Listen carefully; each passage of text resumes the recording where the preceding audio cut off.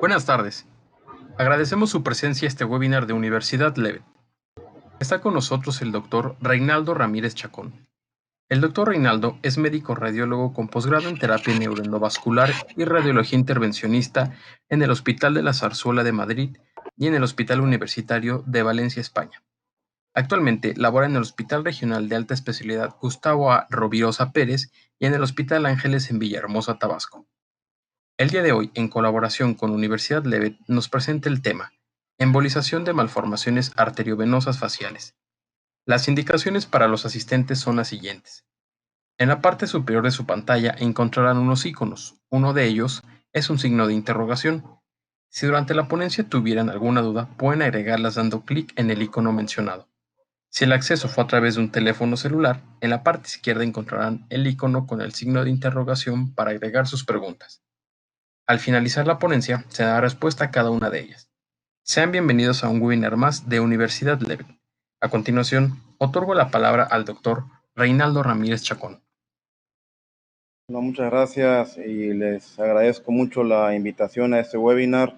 Agradezco a todos los compañeros médicos, radiólogos o cirujanos que se hayan conectado y que podamos en estos 40 minutos platicar sobre mi experiencia que tengo en embolización de malformaciones arteriovenosas faciales en niños. Entrando en tema, las malformaciones arteriovenosas maxilofaciales son de origen congénito. 1.5% de las anomalías vasculares presentándose en el 50% en la región oral y maxilofacial, por lo menos los que vemos aquí en nuestro hospital. La pubertad o trauma pueden potenciar el crecimiento de estas lesiones. En 1982, Mulliken y Glowacki propusieron un sistema de clasificación que fue revisado y adoptado por la Sociedad Internacional para Estudios de Anomalías Vasculares. Es un sistema binario en el cual va a dividir y a subdividir las lesiones vasculares faciales como tumores vasculares y como malformaciones vasculares. Se me hace una muy interesante clasificación porque simplemente divide los tumores vasculares cuando tienen la proteína transportadora de glucosa, GLUT1, como los hemangiomas infantiles, y cuando son negativos a la proteína transportadora de glucosa, la GLUT1. Y estos se subdividen en hemangiomas congénitos de rápida involución y otro tipo de angiomas. Las malformaciones vasculares las dividen de bajo flujo, que pueden ser venosas o linfáticas, y de alto flujo. Aquí lo interesante que para el tratamiento endovascular, tanto las lesiones tumorales vasculares como los hemangiomas infantiles o congénitos y las lesiones de alto flujo como las fístulas arteriovenosas o las malformaciones arteriovenosas se pueden embolizar. En nuestro hospital normalmente las embolizamos y de allí se hace cirugía por el departamento de cirugía plástica. Hablando propiamente del hemangioma, es el tumor más común de la infancia. Se presenta con mayor frecuencia entre 2 semanas y 2 meses, con lesiones múltiples o únicas, con una distribución focal regional o difusa. ¿Dónde se van a encontrar? Bueno, ustedes tendrán mucha experiencia también en cabeza, cuello, tronco y en extremidades. Nosotros principalmente las encontramos en la región facial y en cabeza propiamente. Los estadios naturales de las MAPS se han dividido según Schrödinger en estadio 1, que es inactividad, que hay un enrojecimiento, ¿verdad? Un aumento de la temperatura. En estadio 2, que se va a encontrar un soplo, pulsaciones, incluso se puede ver expansión. Un estadio 3, que hay destrucción, que hay dolor, ulceración. Normalmente a nosotros nos llegan a nuestro hospital en un estadio 3 y en un estadio 4 cuando hay una descompensación por falla cardíaca, ¿verdad? Ya empieza a haber un secuestro vascular y empieza a haber incluso anemias y otro tipo de alteraciones. Es importante los diagnósticos diferenciales en todos los que son las masas o tumoraciones orales. La categoría los dividimos en vasculares y no vasculares. Todos los vasculares son hemangiomas congénitos, hemangiomas infantiles, malformaciones y fístulas arteriovenosas. Y los no vasculares, como el teratoma gigante y algunas otras lesiones de lengua o amartomas o lipomas. Es bien importante conocer esta diferenciación porque de esto va a depender mucho el tratamiento y sobre todo qué herramientas diagnósticas nosotros utilicemos. Por ahí alguien mencionaba alguna vez en un congreso que la arteria carótida externa es la gran desconocida.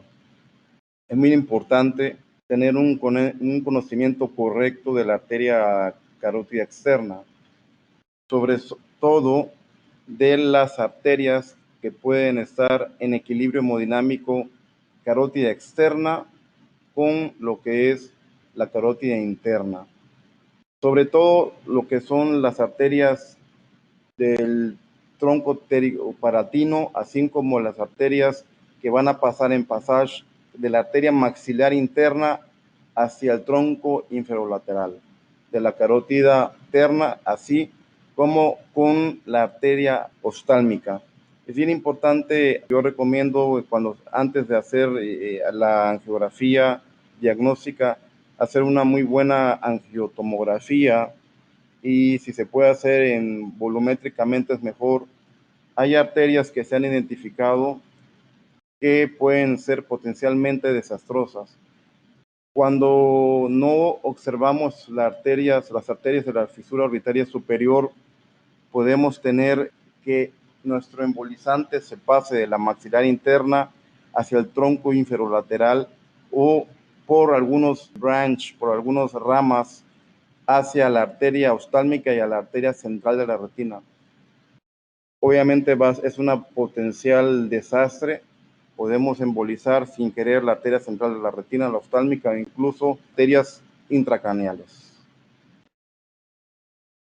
Aquí estamos viendo esta inyección donde hay una fístula carótida cavernosa, las arterias en passage, como las arterias del foramen rotundum y la arteria de la hendidura orbitaria. Estas pequeñas arterias es bien importante cuando hacer inyecciones en la arteria maxilar interna, si se pueden con muy buena presión o se puede meter un baloncito y inyectar con buena presión para tratar de observarlas. Normalmente la simetría en las arterias faciales no va a haber una intercomunicación de la arteria facial derecha con la izquierda, pero si hay anastomosis, si hay una cirugía previa, una ligadura, una embolización previa, sí puede haber una intercomunicación de la arteria facial derecha con la izquierda. Y si no conocemos estas arterias en passage, podemos cometer embolizaciones de sitios indeseados. Es muy bonito este diagrama del maestro Las Junias y el doctor Bernstein, que fue en 1983 dibujado y que está en su libro, de los triángulos de la arteria facial, de la arteria maxilar interna y de la arteria faríngea ascendente, donde van a ver los sitios de las intercomunicaciones. Es importante saber que hay un equilibrio hemodinámico de la arteria facial, la maxilar interna, con la arteria oftálmica, también con arterias que son posteriores, de la circulación posterior, como la arteria cervical superior. Es importante conocerlas porque muchas veces incluso podemos estar trabajando en la arteria cervical o en la arteria vertebrovascular y podemos hacer embolizaciones no deseadas del vasos del seno petroso o incluso orbitarios. Es un diagrama muy bonito del doctor Las Junias y el del maestro Bernstein. Este es un diagrama un poquito más específico donde vemos la arteria de la carótida externa, la arteria maxilar interna y la arteria facial, que es una arteria que va a ser un ascendente y a nivel de la arteria angularis puede tener un equilibrio arterial con la arteria central de la retina y la arteria oftálmica, y de allí puede haber incluso una conexión con el tronco infralateral de la arteria carótida interna. También puede haber equilibrio hemodinámico, o se pueden, en caso de que sean partículas muy pequeñas e inyectadas con mucha fuerza, una inyección incorrecta embolizante, que arterias frontales de la arteria hemoidal, y de arterias frontales se puedan hacer intercomunicaciones con ramos superciliares de la arteria oftálmica, y esto puede crear también embolizaciones no deseadas en la arteria central de la retina y en la arteria oftálmica.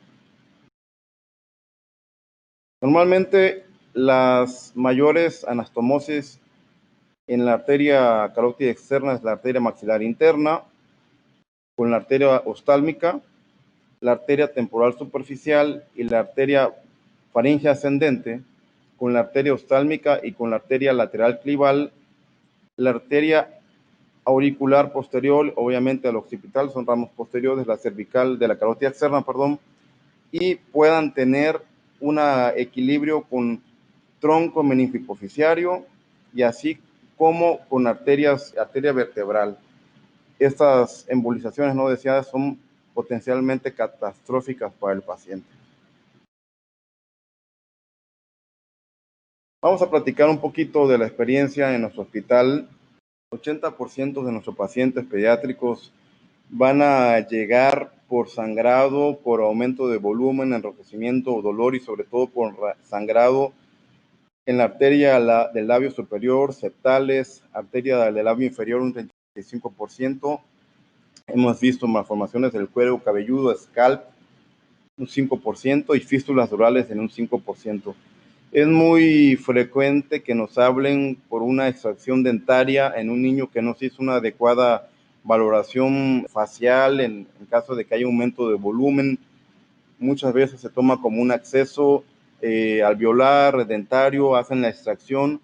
Bueno, y desgraciadamente nos hablan cuando el niño muchas veces ya está chocado de la hemorragia que tuvo tan aguda. Normalmente yo empiezo mis estudios con una panangio cerebral carótida externa, carótida interna, API lateral, las proyecciones oblicuas, y de la carótida externa igual en todas las proyecciones. Lo que trato de hacer es buscar hacer inyecciones con alta presión, meter incluso a veces un baloncito, pueden meter un balón escépter y hacer presión para tratar de forzar las intercomunicaciones hemodinámicas entre la arteria maxilar interna, la arteria facial transversa, y ver si hay alguna irrigación con algún vaso intracraneal. Normalmente yo utilizo los catéteres Progress de dosis French, embolizante cuando voy a entrar a una malformación facial o scalp, uso Fill, y uso las esferas compresibles como el Bitlock. Este material me sirve normalmente es para hacer un bloqueo de la hemorragia aguda, y también muchas veces es para hacer una embolización preoperatoria en lo que el paciente, si está en un estadio agudo, se normalizan sus parámetros y entra luego a cirugía, o incluso como lo estamos haciendo en nuestro hospital Dr. Gustavo Rovirosa aquí en Tabasco, para hacer cirugías reconstructivas. Vamos a ver algunos casos que hemos hecho por acá.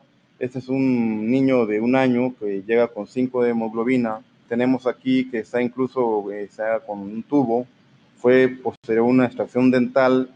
Le hacemos la angiografía y vemos que tiene una vascularidad por la arteria lingual y por arteria facial. Si vemos la proyección lateral de la angiotomografía, vemos el sitio de la extracción y vemos este blush vascular al final de la arteria, tanto lingual como la facial. Procedemos a hacer la angiografía. Nos tratamos de meter con un microcatéter, sistema coaxial, y hacemos la inyección. Previamente hacemos una angiografía, una panangio diagnóstica, y observamos que hay una gran vascularidad en el sitio donde fue hecha la extracción de este paciente. Hacemos una embolización, siempre tratamos de llevar el catéter lo más distal a la arteria por seguridad, y con un microcatéter, y yo me gusta utilizar las esferas BitBlock de 300 a 500 micras para realizar la embolización, y observamos una vez posembolizado que hay una buena embolización. Normalmente no hay que tener un miedo, ¿no? O sea, sí hay que tener respeto y conocimiento anatómico, pero no miedo a la embolización. Que se vaya a necrosar una parte del labio o lengua, hay mucha vascularidad facial. Si se hace con conocimiento, no debe pasar nada al paciente. Este es otro caso, es una malformación extracraneal. Llega el paciente con una masa creciente pulsátil, parietal y occipital. Se hace la angiografía, vemos el diagnóstico, incluso con algunas fístulas. Hacemos la inyección en la arteria temporal.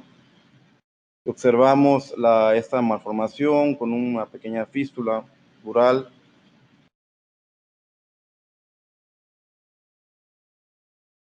Lo procedemos también a embolizar. Aquí le metimos 3 ámpulas de FIL y se observa cómo queda bastante bien ocluida la lesión. Posteriormente se le hizo cirugía plástica, se le hizo cirugía por el departamento de neurocirugía y retiraron ya la malformación. Hemos tratado a algunos pacientes solamente con embolización. Cuando son pequeñas, algunas veces no necesitan el retiro quirúrgico, pero se recomienda la embolización y posteriormente el hacer el abordaje neuroquirúrgico de esta lesión. Muchos neurocirujanos, incluso sin embolizar, pueden tratar las lesiones, este tipo de lesiones. Esta es otra fístula en scalp. Hacemos aquí una inyección directa en la lesión. Vemos cómo es una fístula postraumática. Y hacemos la inyección de FIL directo en la lesión. Hacemos una angiografía previa y observamos que es bastante seguro hacer la embolización prácticamente subcutánea con FIL, y lo inyectamos directamente en la lesión y se han obtenido muy buenos resultados. Este es otro caso de otro niño con una malformación. Llega al servicio por cefalea y tinnitus y observamos en la región occipital estos vasos, esa vascularidad. Le hacemos la angiografía, aquí se observa también.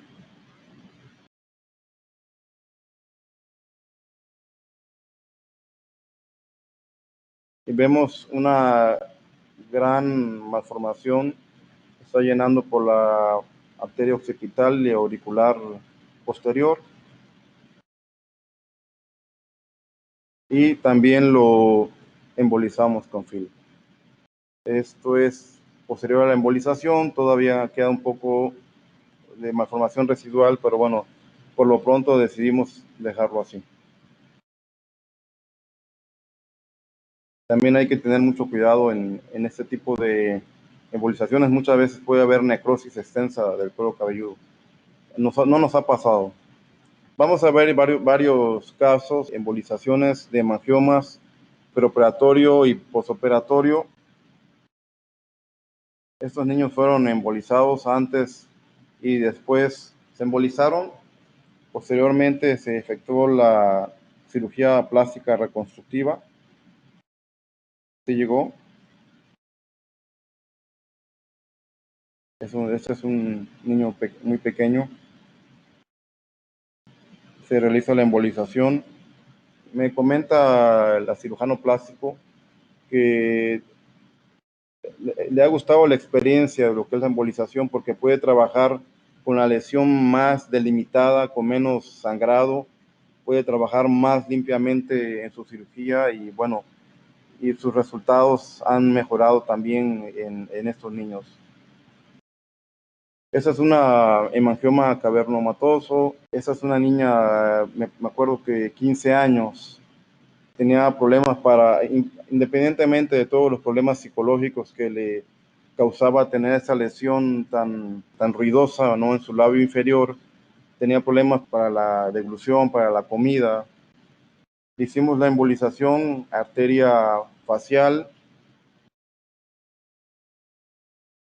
hacemos la inyección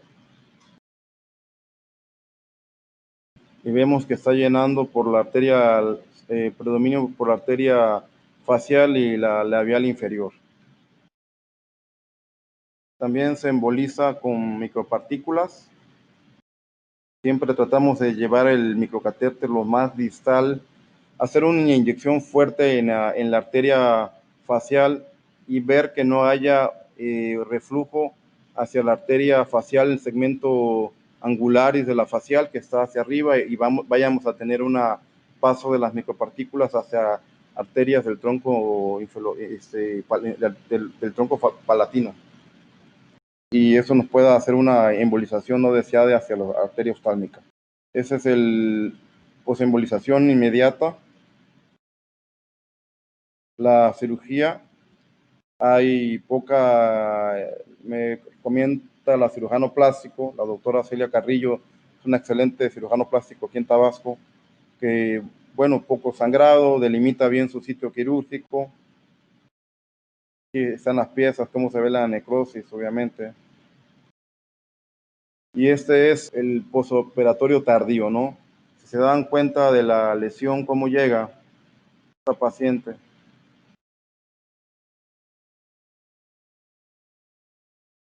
Esta es la paciente, cómo llega el proceso de embolización selectivo de su hemangioma.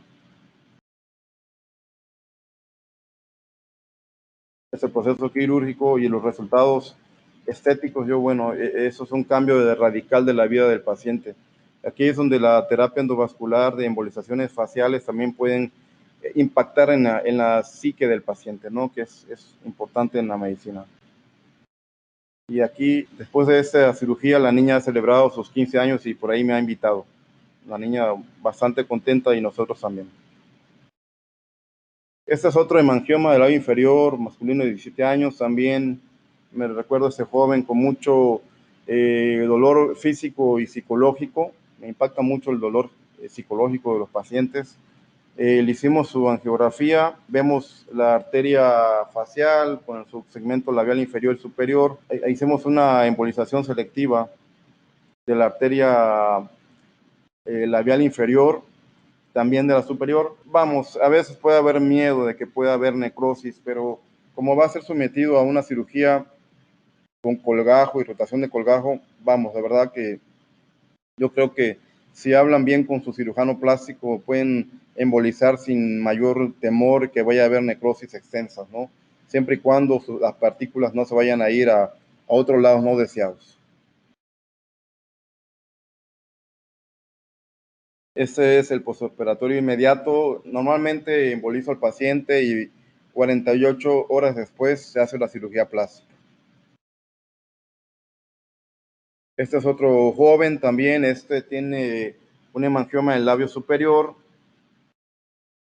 Llega ya con sangrado, necrosis, el mismo problema psicológico. Llegan muy tímidos, no te voltean ni a ver a los ojos, les da pena, ¿no? Y todo lo que causa este tipo de lesiones.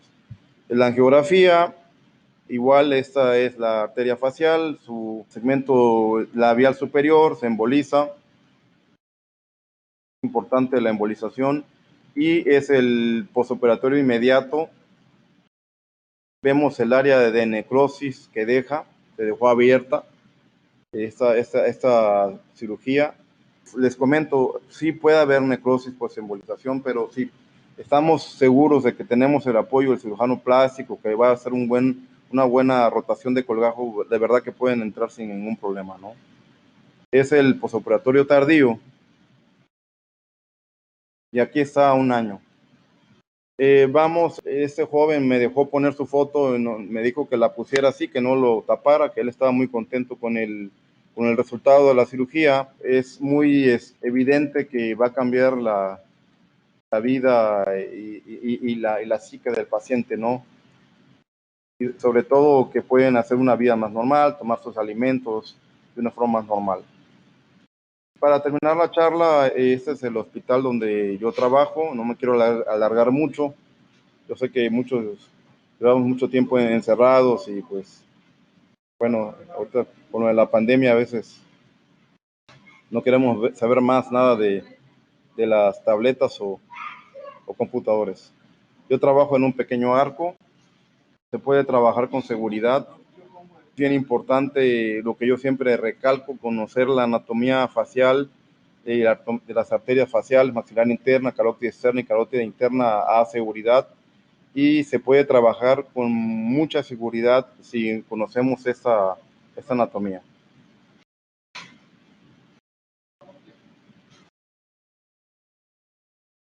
En conclusión, nuestra experiencia en el Hospital Rovirosa, la embolización preoperatoria de las malformaciones vasculares maxilofaciales de alto flujo disminuye la morbi-mortalidad en los pacientes que se someterán a cirugía reconstructiva, por lo cual se recomienda la terapia endovascular como parte del arsenal terapéutico en estos pacientes. Muchísimas gracias. Bien, vamos a pasar ahora a la sesión de las preguntas. Nos estuvieron dejando algunas durante la sesión. Bien. La primera pregunta la hace Adolfo Lizardo. Hola, buena plática. Al aplicar el fil percutáneo, ¿lo hace a través de alguna jeringa y aguja especial? Sí, pueden usar la jeringa de fil y cualquier aguja les sirve.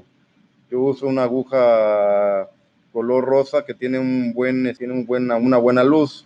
Es importante antes de inyectar fil directo en la lesión que hagan una inyección. Yo la hago normalmente con una mariposita. Pico la lesión, hago la angiografía directamente donde siento donde el scalp, donde palpo la lesión, inyecto, hago la angiografía. Si hay dudas, no hacerlo, hacer la angiografía normal, convencional, la falange convencional y embolizarlo en forma convencional. Pero es importante cuando van a inyectar la malformación que localicen las venas. Inyectan con una mariposa directo a la malformación en el scalp y donde vean la vena, se van a tener que radiar un poco, se pueden poner un guante y hacen compresión para que no se vaya a ir el fil hacia las venas y que eso no es muy bueno. Eso les da seguridad y pueden embolizar con toda seguridad sin mayor problema. Gracias, doctor. Pasamos a la siguiente pregunta. La realiza Omar Pichardo. ¿Qué experiencia tienes respecto al tatuaje que dejan los agentes embolizantes que tienen tantalio? Saludos, maestro Omar Pichardo, que estás en Mérida. Sí, Omar, pueden dejar a veces un tatuaje color oscuro. Normalmente, fíjate que no me ha ocurrido. Cuando está en la embolización bien dentro de la vena o la arteria en el vaso, incluso lo he hecho directamente en malformaciones en mano o a una extremidad, no me ha quedado el tatuaje. Sí está reportado en la literatura que puede dejar un tatuaje negro, ¿no? Pero normalmente si haces la inyección bien en tu vaso y aseguras tus venas que no vaya a haber que se vaya a ir, que se vaya a refluir a otro lado el tantalio del Onix, por ejemplo, en este caso en tu pregunta, sí te puede tatuar, pero si está bien, no es muy bajo el riesgo de que te dejen un tatuaje, no pasa nada. De acuerdo, gracias, doctor. Tenemos una pregunta más, la hace Roger Torres. ¿Qué concentración de fil utiliza para los hemangiomas cavernomatosos? Puedes utilizar la concentración habitual, incluso como si fuera en Onix, yo uso 18, en fil la que estás usando normalmente. No es necesario que uses una concentración tan viscosa. Lo importante es que no sea de tan alto flujo, si vas a hacer una fístula, que no sea tan alto flujo, porque entonces es mejor hacerlo vía endovascular y meter un baloncito para que no se vaya a ir hacia una vena. Puedes meter un escépter, cruzas hacia el nido, metes el escépter y embolizas. Si tiene muy alto flujo. Si haces la angiografía percutánea y ves que tiene un flujo lento, lo puedes asegurar haciendo la compresión sin mayor problema. De acuerdo, gracias, doctor. Bien, Guadalupe Mondragón nos dice muchas gracias, doctor, y excelente presentación. Les agradezco mucho los comentarios. Atsiri Méndez, ¿de qué depende usar fil o partículas? Bueno, va a depender, sí, es una muy buena pregunta. Si es una lesión facial, una malformación facial dentro de lo que es la cara, que sea en arteria facial, maxilar interna, prefiero usar partículas, porque las partículas, si uso un buen calibraje como de, me gusta usar 200 a 500 micras, se va a cerrar con mucha seguridad y a bajo costo. Si es una lesión como una fístula, como un flujo un poco más alto en scalp, en cuero cabelludo, pero prefiero usar el fil, porque la viscosidad y la concentración va a hacer que yo vaya trabajando con calma, voy embolizando con calma, vamos, no tengo, y tengo la certeza de que no se va a ir si yo controlo mi inyección distal al nido. ¿Me explico? Entonces, lesiones que están dentro de la cara, sobre todo malformaciones pequeñas como las que mostré de labio, de nariz o no sé, algún carrillo, con toda seguridad se puede usar partículas de 200 a 500 micras.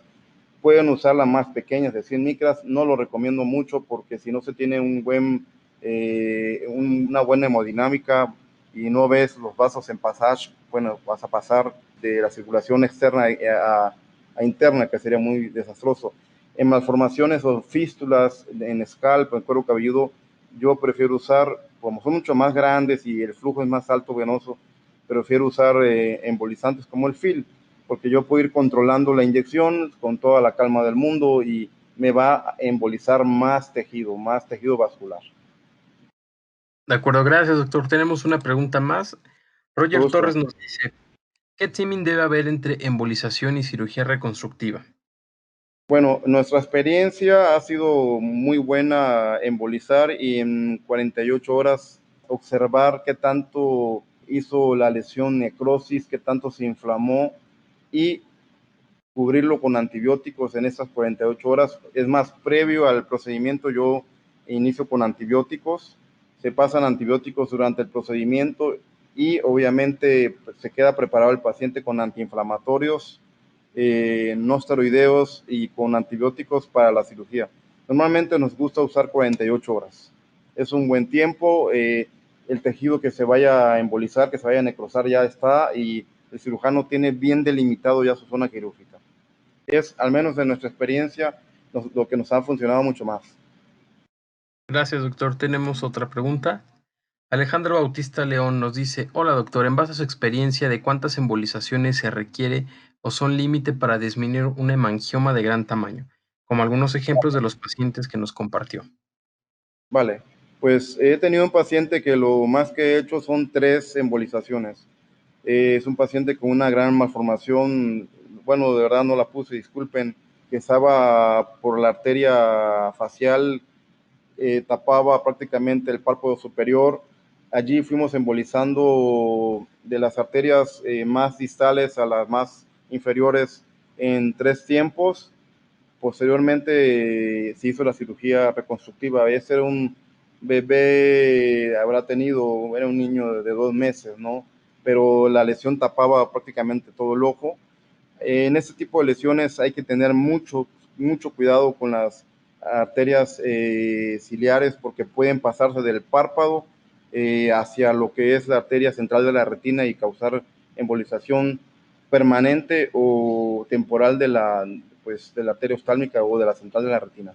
Normalmente lo máximo que hemos llevado son 3 embolizaciones y han sido con partículas, también con partículas. Perfecto, gracias doctor. Bien, no tenemos más preguntas. Lorena Allen le manda saludos, doctor. Excelente Gracias, presentación. Lorena. Saludos hasta Mérida. Bien, doctor, pues no tenemos más preguntas. Parece ser que Muchas gracias. podemos finalizar la sesión. Agradezco mucho su atención y por allí quedó mi email o pueden con la señorita Lorena que está en Mérida tener mis datos en caso de, con mucho gusto, algún comentario, duda o corrección también, estoy a sus órdenes. Muchísimas gracias. Gracias, doctor. Nuevamente agradecemos la asistencia de todos los participantes en esta sesión. Y extendemos nuestro reconocimiento y felicitación al doctor Reinaldo Ramírez Chacón por su excelente participación. Por último, invitamos a nuestros asistentes médicos a contestar una breve encuesta que les aparecerá al final de la sesión, y que estén atentos de próximos webinars. Gracias. Agradezco mucho a Levet Medical todo el soporte técnico. Muchas gracias. Hasta luego, doctor. Gracias.